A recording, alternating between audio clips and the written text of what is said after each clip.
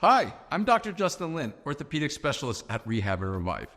Achilles injuries are on the rise these days. Maybe everything is rusty and your calves feel like cinder blocks. Take care of these or they will take care of you. Healthy Achilles tendons tend to have a few properties. Check these out on yourself and evaluate.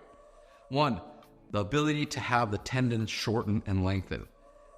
Number 2, the ability to have accessory motions, so you should be able to jiggle the side. And 3, the sheath or fascia around the tendons should be able to slide and glide past each other. All right, so now we're getting ready to mobilize your Achilles and increase the different properties to make yourself safe and avoid or prevent possible tears.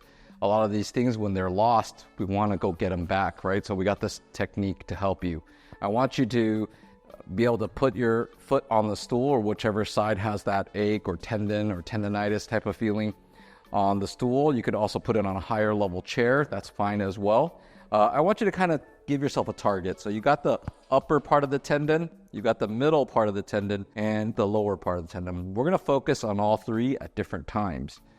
What you want to do is, I like to kind of give people a prep. A lot of times this bone, the fibular head, is actually kind of pushed back a little bit just from habits or stepping off something funny. What you want to do is you want to at least kind of just get in there. You can use a key grip, which looks like that. You're just kind of, and you're just trying to mobilize it. And we're going to try different angles.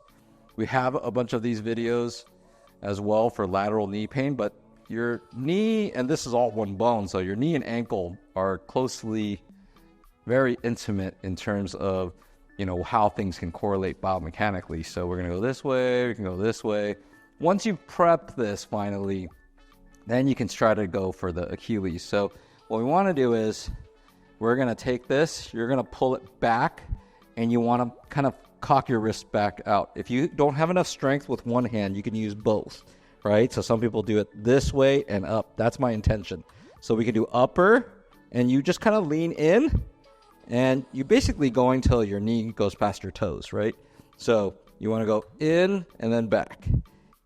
In and then back. So you want to kind of get your knees over your toes, right? And then you can try it this way. You can try it different angles. You can try it at different heights too. So if the stool is a little higher, you can try that as well. So now it's starting to move and it's going over. Now I can go to the next one. So the middle one right here, I want to pull it back and up. I'm giving it a good amount of firm force.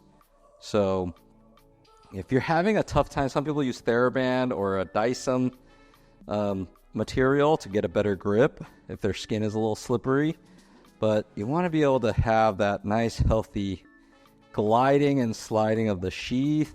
The tendon should have different accessory motions like we talked about. And now it's starting to get a little freer. I can go to the lower. So you just want to keep doing this for safety and preventing any of these Achilles tendon ruptures. A lot of times you're missing those three properties. There we go. Good. So that's pretty much it.